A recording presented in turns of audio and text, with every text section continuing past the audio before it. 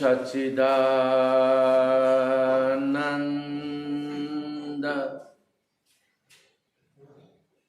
गुरुवे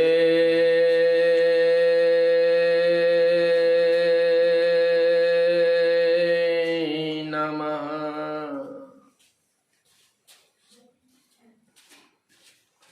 ओम सच्चिदानंद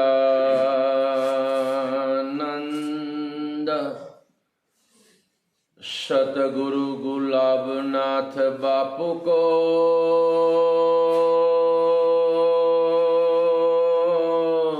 नमः। ओम सच्चिदानंद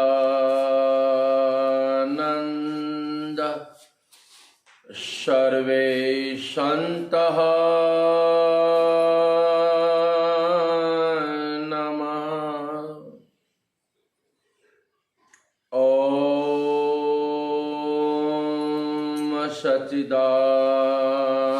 सच्चिदानंद मात पिता को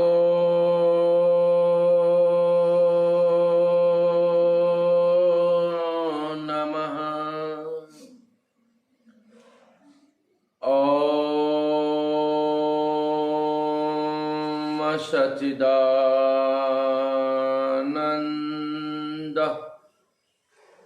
गुरुवे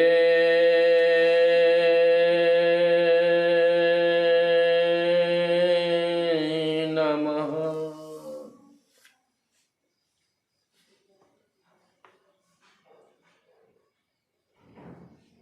आप सभी में पूर्ण से पूर्ण विराजमान मेरे ही सतचित आनंद स्वरूप अखंड चैतन्य स्वरूप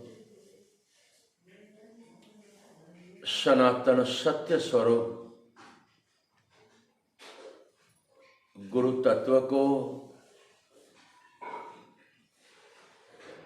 गुरु महाराज की कृपा से ही कोटि कोटि नमन। जय गुरु महाराज, जय गुरु महाराज, जय गुरु महाराज, जय गुरु महाराज, जय गुरु महाराज। सदगुरु महाराज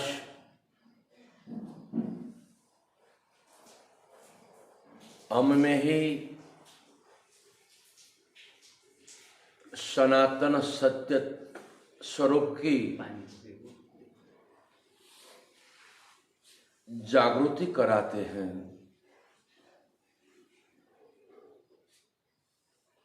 तो यहाँ सदगुरु वशिष्ठ महाराज को समर्थ सिलवंत श्री राम ने प्रश्न पूछा,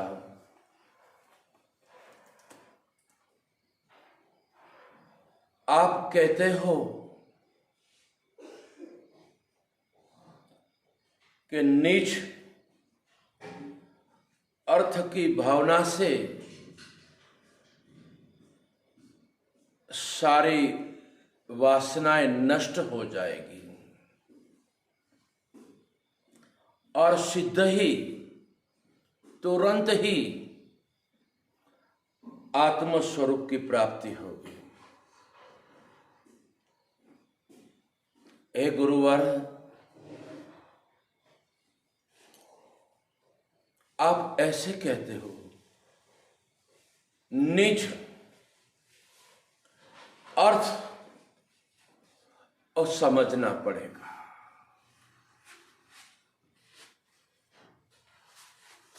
अपना जो वास्तविक स्वरूप है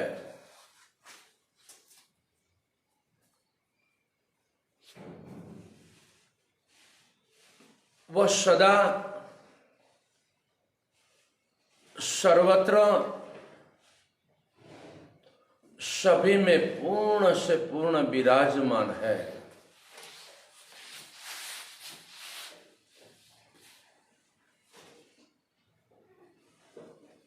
जब तक हमें अपना पता नहीं चलेगा मैं कौन हूं,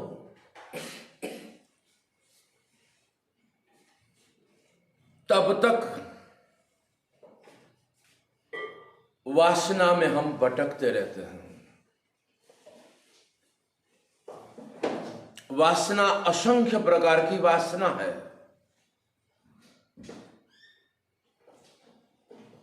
रूप की वासना, धन की वासना,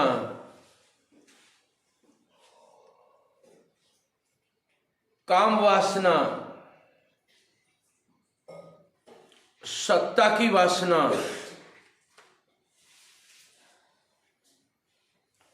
मिथ्यात्व को जिसने पकड़ा है उसी को प्राप्त करने का नाम ही वासना है।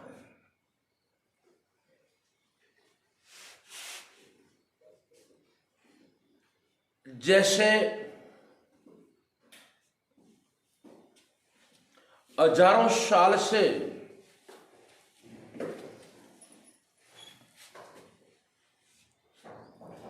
कमरे में अंधकार हो,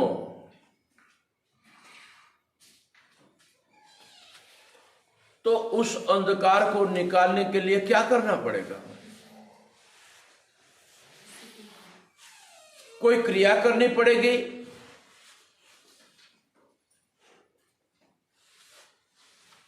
नहीं, एक ज्योत प्रगटानी पड़ेगी, दिया लाना पड़ेगा, बैटरी ऑन करनी पड़ेगी।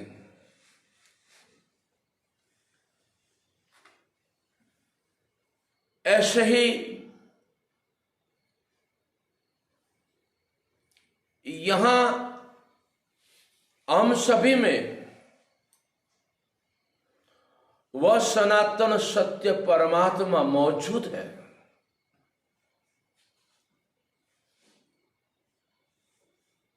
यहां प्रकाश करना नहीं पड़ेगा, यहां तो प्रकाश है ही, लेकिन यहां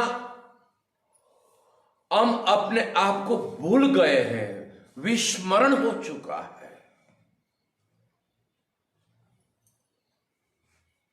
तो सदगुरु खाली स्मरण कराते हैं।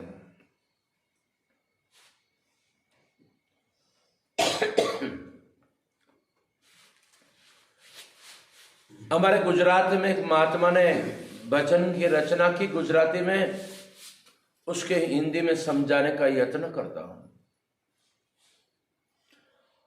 अरे अखंड नामनु स्मरण थाय छे रे, अखंड स्वरूपनु स्मरण थाय छे रे, ए रात दाड़ो भजन मा जाय छे रे, अखंड स्वरूपनु स्मरण थाय छे रे। स्मरण माना क्या? रटना नहीं। अच्छा है, हमारा कोई विरोध नहीं।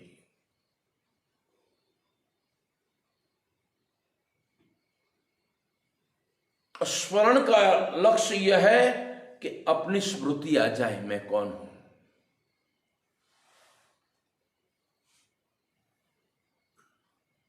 सदगुरु की कृपा से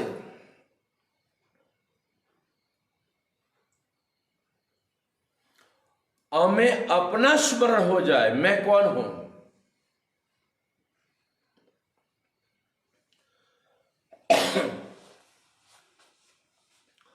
अभी हमें स्मरण करना नहीं पड़ता कि मैं नेपाली हूं, मैं गुजराती हूं, मैं पुरुष हूं, मैं स्त्री हूं, ये स्मरण करना नहीं पड़ता, स्मरण है ही।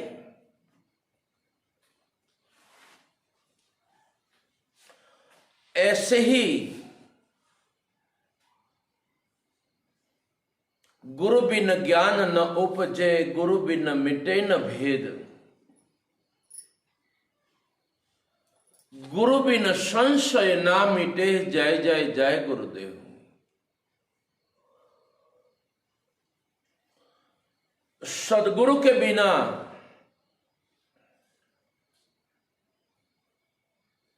अपने निज परम चैतन्य तत्व की जागृति जब तक नहीं होती, तब तक वासनाओं में भटकते रहते हैं। और इस वासना में भटकने वाले को आज तक सुख नहीं मिला है। तो जैसे ही सूर्य का उदय होता है तो अंधकार जाता है कहां?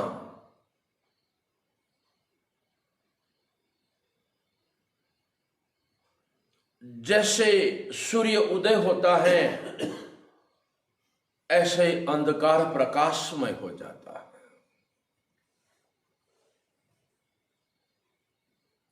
ऐसे ही वास्तविक सद्गुरु की कृपा से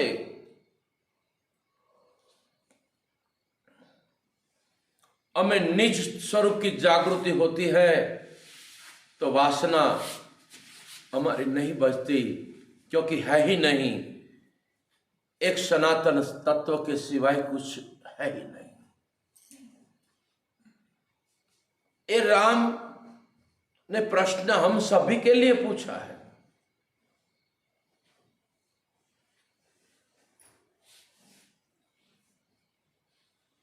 इतनी सरल आत्मा प्राप्ति है,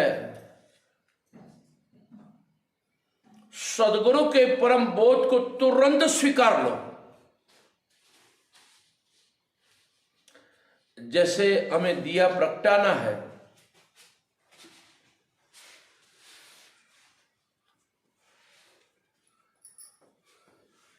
घी भी है, वाट भी है, तो खाली ज्योत हम स्पर्श करेंगे, ज्योत की, तो तुरंत प्रकट हो जाती है।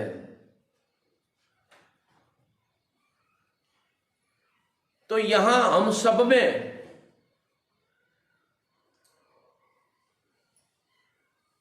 वही सत्यचित आनंद स्वरूप आत्मा पूर्ण से पूर्ण विराजमान है।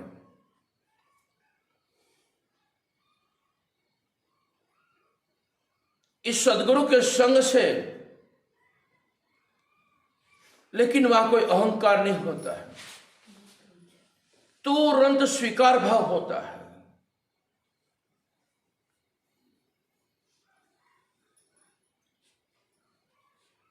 और जागृत भाव होता है,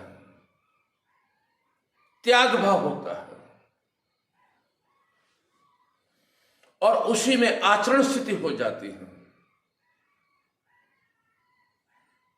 तो तुरंत आत्म पद की प्राप्ति होती है, या समझाने के लिए इस शब्द का उपयोग किया है। हम है वही जागृत हो गया। मेरे गुरु महाराज एक भजन गाते थे, अमर बनायो रे गुरु ये मन अमर बनायो रे। गुरु ये मुझे अमर बनाया। अमर था, पता न था। गुरु ने मुझे अपना स्वरूप जागृत करवा दिया। इसलिए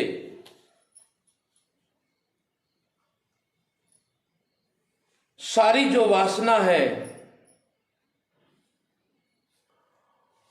वह हमारे मन में है।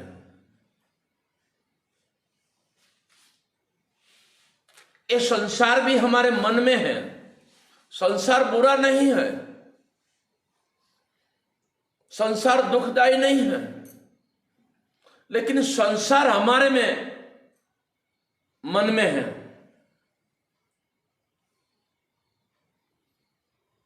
तो सद्गुरु क्या करते हैं? मन में जो संसार है उसको निकालने का यत्न करते हैं।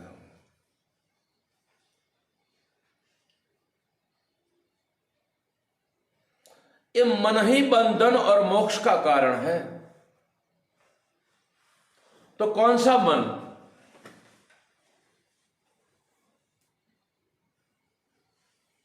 मन ही परमात्मा है और मन ही बंधन।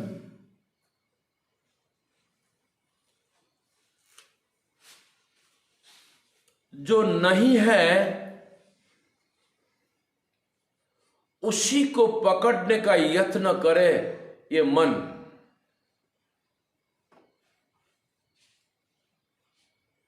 जो सदा रहने वाला नहीं है उसी में सुख की और वासना की आसक्ति है, उसी को पकड़ने का यत्न करे, लेकिन पकड़ में आता नहीं। आज तक किसी को पकड़ में नहीं आया, आएगा भी नहीं।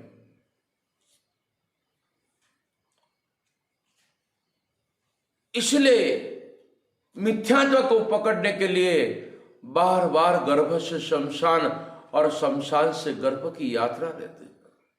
बार बार सच्ची समझ नहीं है। सद्गुरु सच्ची समझ देते हैं, अपना वास्तविकता दिखाते हैं, और वही मन सद्गुरु के बोध से रिवर्स चलता है।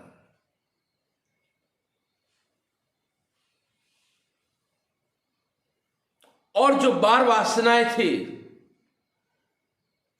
वो छूट जाती है और अपने आप का पता चल जाता है। इसलिए ज्ञानवान महापुरुषों को वासना नहीं होती।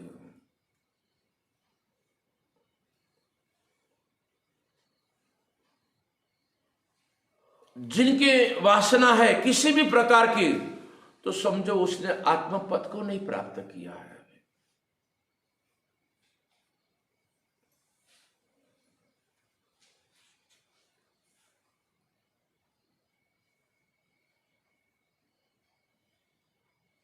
वासना नष्ट होने से ही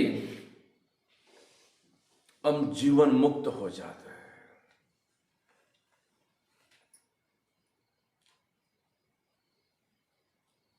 वासना मन में है, 5 विषय मन में है: शब्द, स्पर्श, रूप, रस और गंध।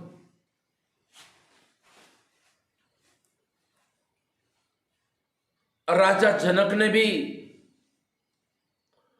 सद्गुरु से यही प्रश्न पूछा था कि मुझे ज्ञान कैसे हो। और हमारे जैसे गुरु को प्रश्न क्या करते हैं, मैं कौन सा साधना करूं, कौन सी उपासना करूं तो मुझे आत्मज्ञान हो। यहां सद्गुरु अष्टावक्र मुनि ने जो राजा जनक ने प्रश्न पूछा है, एकदम सरल युक्ति से, सहजता से उसी बोध में जागृति हो जाती है।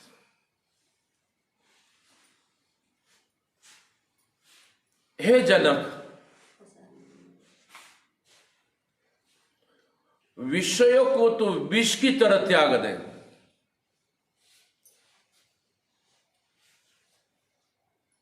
सभी इन 5 विषयों में भटकते हैं। शब्द, स्पर्श, रूप, रस और गंध, और इसी में से 2 में विशेष भटकते हैं। स्पर्श सुख में और स्वाद के सुख में, सारी जिंदगी उसी में गवा देते हैं, लेकिन आज तक सुख नहीं मिला। विषयों का सुख क्षणिक का है।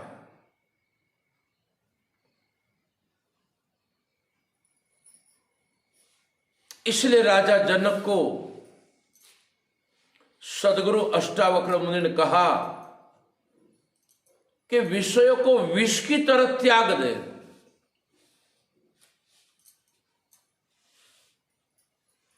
कोबरा तो एक बार काटेगा तो एक बार जन्म मृत्यु होगी, लेकिन ये 5 विषय बार बार गर्भ से शमशान और शमशान से गर्भ की यात्रा,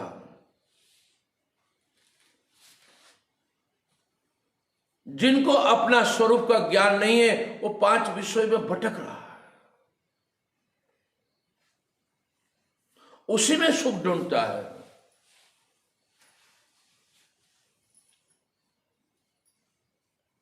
और क्षमा,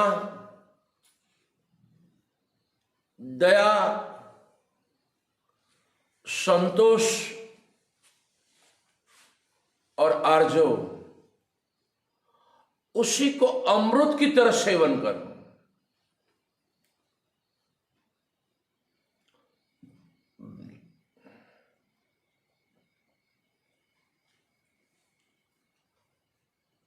जो बोले उसी का पूरी निष्ठा से पालन करें।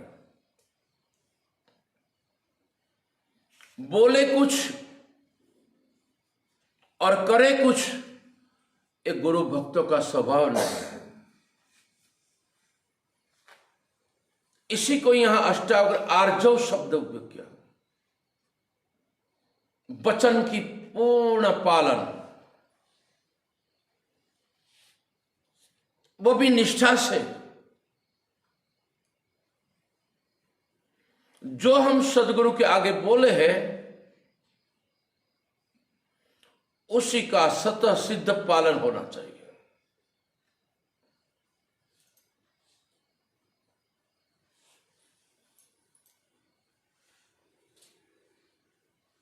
और क्षमा,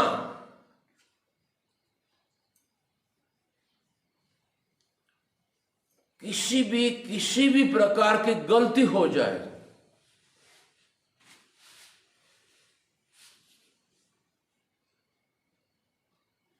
तो क्षमा होनी चाहिए। क्षमा कौन कर सकता है?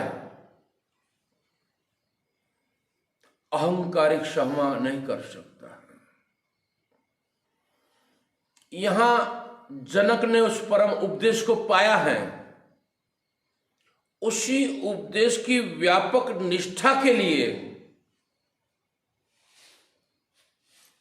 जिसने सर्वत्र अपने आप को जाना है वो क्षमा कर सकता है। और क्षमा करने का अहंकार भी नहीं होता। इसका प्रमाण हम सभी के पास है।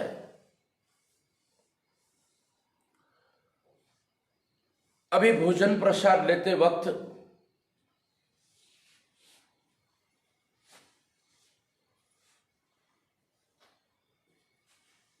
खाते खाते दोनों दांतों ने जिह्वा को काट दिया।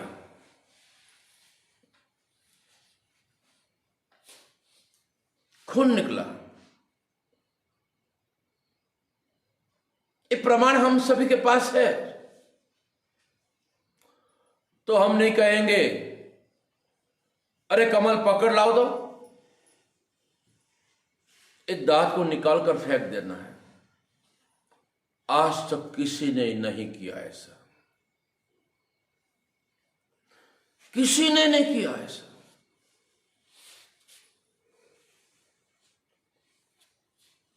क्यों? उसको पता है, अनुभव ज्ञान है, यह मैं हूं। ऐसे ही सदगुरु के बोध से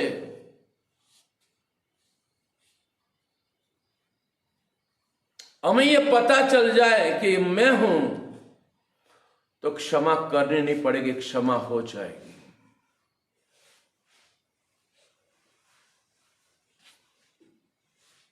अपने हृदय पर हाथ रखकर पूछे, क्षमा होती है कि क्रोध होता है?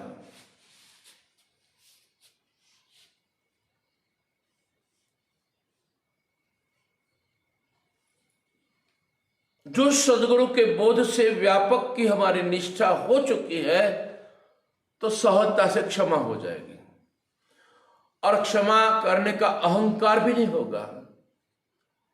कई लोग हमारे जैसे क्षमा करते हैं, क्या कहते हैं? अब मैं गुरुमुखी हो गया हूं, इसलिए मैं आपको क्षमा करता हूं, नकर आपके दोनों पांव तोड़ देता मैं। एक क्षमा नहीं किया। क्षमा तो ज्ञानियों का सहज स्वभाव है, गुरुमुखियों का सहज स्वभाव है।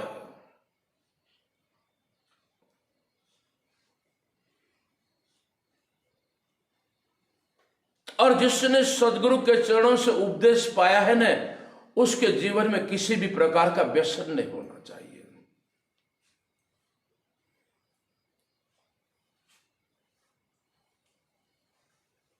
अगर व्यसन है तो समझो वो गुरुमुखी का परम बोध वो समझ नहीं पाए।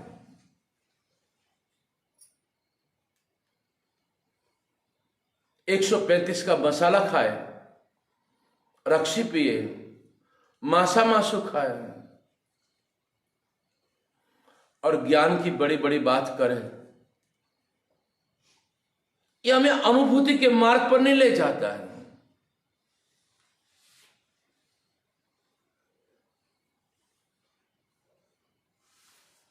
हमें अपना ही कल्याण करना है, अपने ही दोष निकालना है। इसलिए अष्टावक्र मुनि कहता है, संतोष होना चाहिए।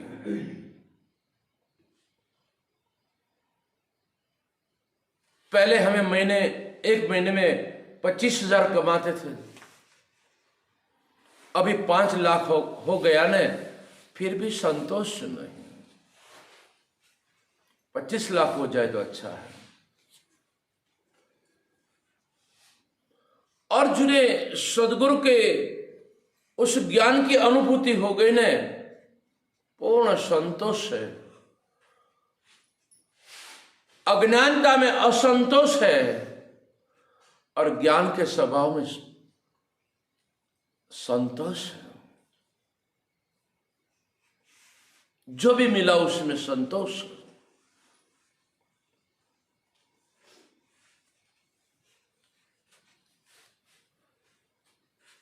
क्योंकि सारी वासना जब तक रहती तब तक असंतोष रहता है। कितना भी खाया पिया लेकिन अभी संतोष नहीं हुआ, बार बार मांग रहते हैं। अज्ञानता में असंतोष रहता है और निज ज्ञान में पूर्ण संतोष रहता है, शांति रहती है।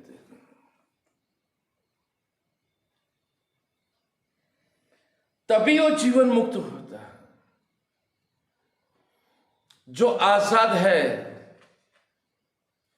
वो कभी फरियाद नहीं किया करता,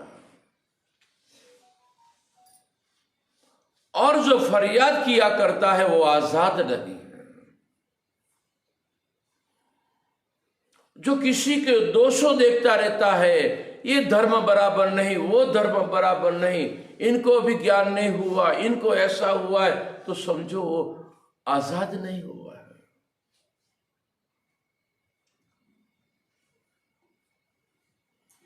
सर्वत्र एक सनातन तत्व, गुरु तत्व के सिवाय कुछ नहीं है। लेकिन जिनको जागृत होना है, पता नहीं है, उनके लिए महापुरुष बताते हैं।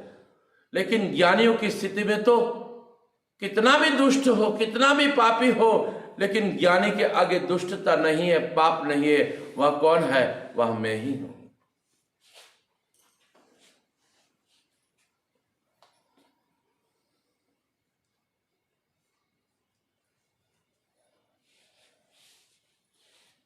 जिनकी वासना नष्ट होगी,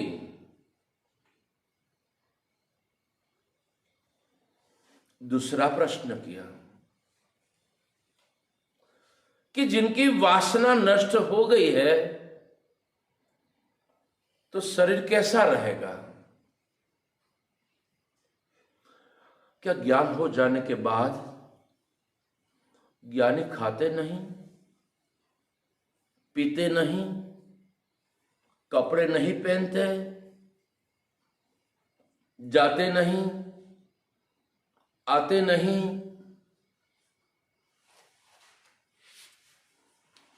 ज्ञानी का व्यवहार और अज्ञानी का व्यवहार एक समान रहता है।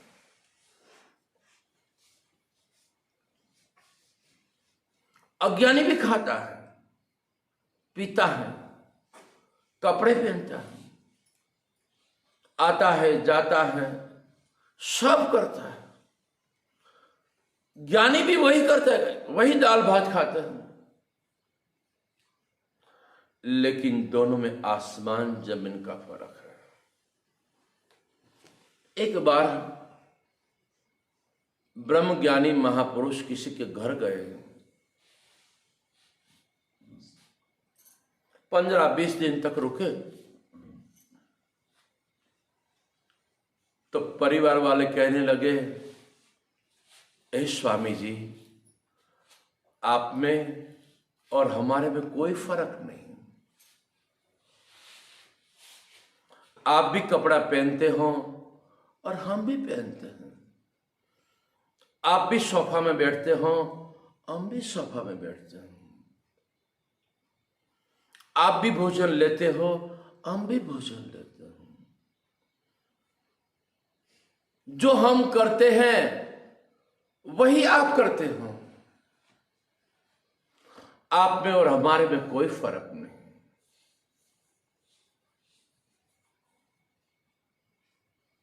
ज्ञानी ने सोचा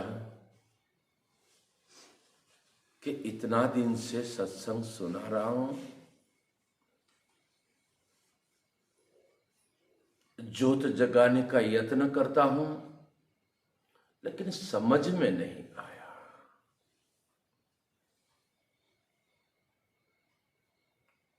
ऐसे ही कईयों को सदगुरु परम बोध देते हैं,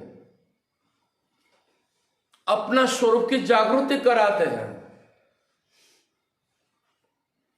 लेकिन समझ में नहीं आता।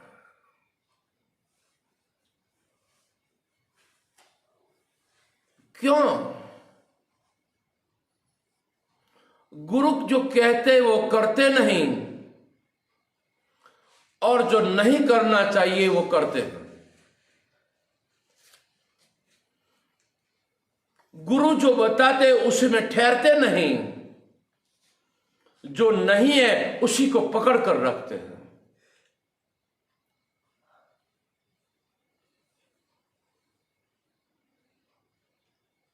अपने में जो पूर्णता होनी चाहिए वो पूर्णता नहीं है, और गुरु में जो पूर्णता होनी चाहिए वो हमारे में पूर्णता गुरु में नहीं है। शंका बनी रहती है, संशय बना रहता है, तभी ये घटित घटना नहीं घटती है।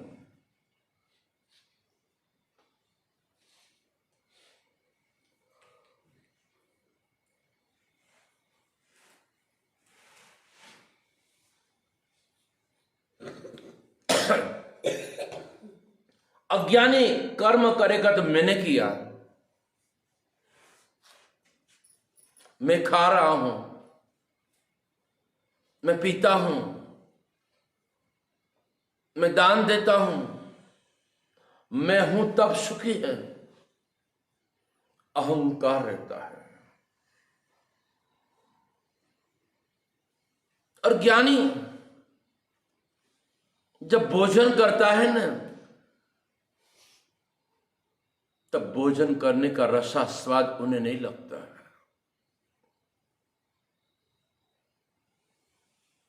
और उनका ज्ञानी का अनुभव है, मैं भोजन करता ही नहीं,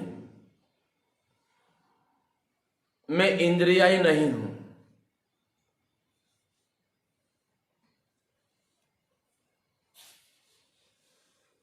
ये हो रहा है, लेकिन जो हो रहा है वो सत्य नहीं है। मैं वह नित्य सत्य चित आनंद स्वरूप आत्मा हूं। मैं बोलता भी नहीं। एक बार गोपियों को यमुना से पसार होने का था। यमुना में बहुत पानी था।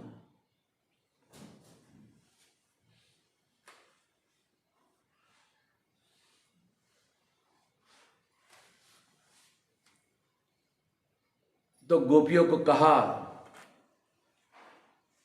कि कृष्ण सदा उपवासी हो तो रास्ता मिल जाए। गोपियों ने ऐसा कहा कि कृष्ण सदा उपवासी हो, रास्ता खुल गया। कईयों को संशय हुआ, इतना सारा हमने भोजन कराया, दबा के नेपाली करके दबा के खा लिया और बोलता है कि मैं उपवासी हूं। इसलिए गुरु में संशय नहीं होना चाहिए। गुरु में पूर्णता होनी चाहिए। श्रद्धा और पूर्णता में आसमान जमीन का फर्क है। श्रद्धा में कदा संशय हो सकता है, पूर्ण निश्चय में संशय कभी नहीं होगा। गुरु में पूर्णता हो तब यह घटित घटना घटती है।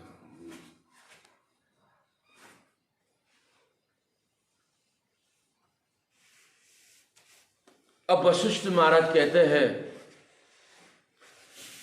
निज अर्थ के आचरण से संशय नष्ट हो जाएंगे। निज अर्थ जो सुना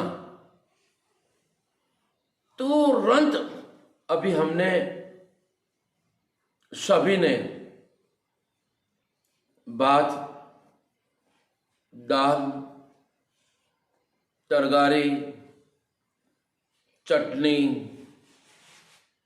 ये हमने देखा कि खाया, आचरण किया। जैसा आया ऐसा आचरण। ऐसे ही सदगुरु के परम बोध से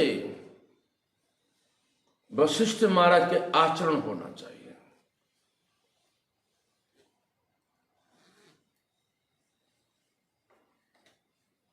जिन जिन भक्तों ने सदगुरु के परम बोध से तुरंत आचरण किया ने, वो देर सवेरा उसको जीवन मुक्ति की अनुभूति हो जाती है।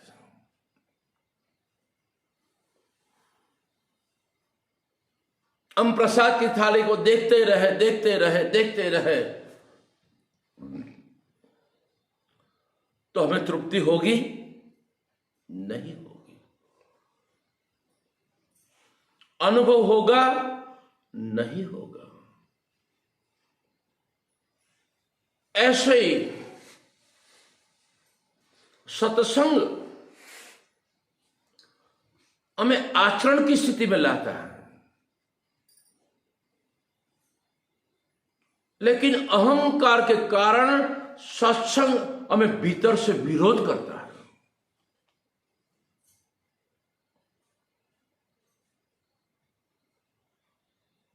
इसलिए वशिष्ठ महाराज कहते हैं,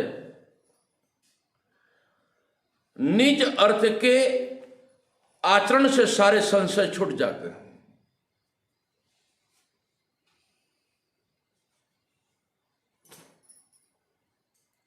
हमारे गुजरात में कई महात्मा लोग ने कहा कि गुरु के वचन को सदैव अपने जीवन में धारण करो। शुरुआत में थोड़ी तकलीफ पड़ेगी, कष्ट पड़ेगा, लेकिन इन वचनों को आप जीवन में धारण करोगे ना, एक दिन अवश्य सफलता मिलेगी।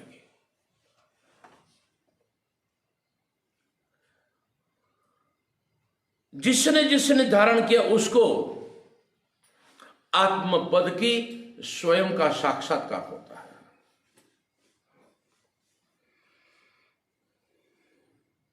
और जिसने निज अर्थ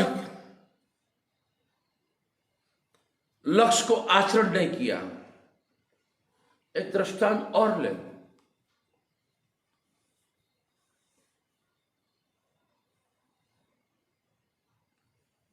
एक राजा था, दृष्टांत का लक्ष्यार्थ पकड़ना है, दृष्टांत नहीं पकड़ना है। एक राजा को इतना बड़ा शौक था, धनवानों को, राजा को बहुत शौक रहता है। ये राजा को ऐसा शौक था कि रोज शाम को एक कुकुर को पकड़ के लावे और एक कांच की केबिन बनाई थी। चारों तरफ कांच थे। वो केबिन में कुकुर को रख देते थे, डॉग को, कुत्ते को, कुकुर को, और राजा बाहर बैठता था। कुत्ता चारों तरफ देखे तो कुत्ते ही कुत्ते दिखाई देवे, भौंकते भौंकते भौंकते मर जाता।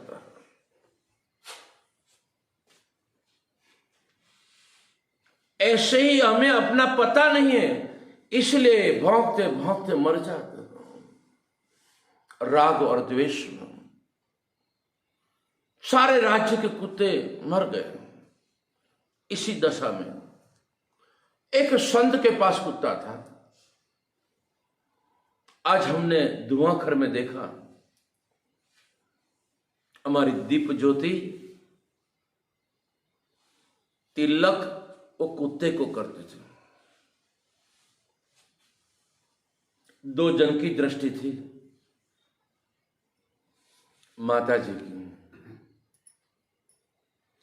ऐसे संत महापुरुष कुत्ते को हर रोज तिलक करते थे और आईना में दिखा दे, देख ये तू है।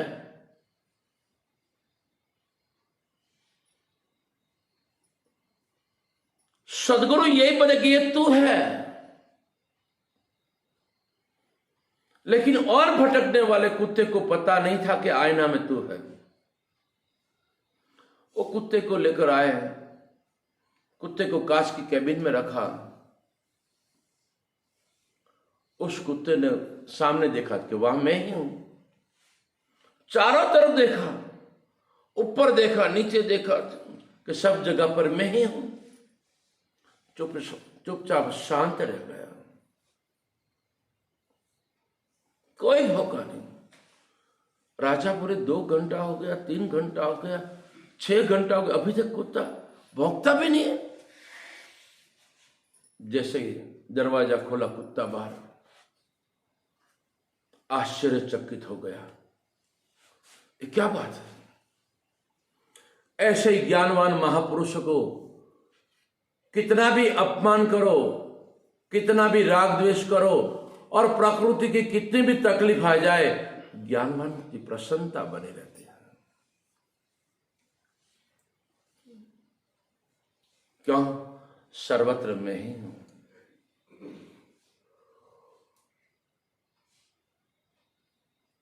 क्योंकि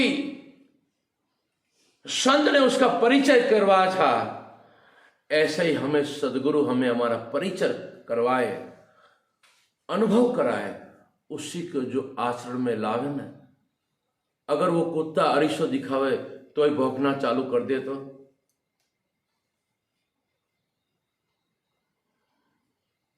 अनुभव नहीं हुआ है। ऐसे गुरुमुखी दूसरों के देखकर उस ईर्ष्या होने लगे, भेद होने लगे, धर्म भेद होने लगे, संप्रदाय भेद होने लगे, तो समझो गुरु ने जो समझाया है वो समझ नहीं पाए। गुरु का कोई दोष नहीं है, किसी भी धर्म का हो, किसी भी संप्रदाय का हो, गुरु का कोई दोष नहीं है, गलती हमारी है।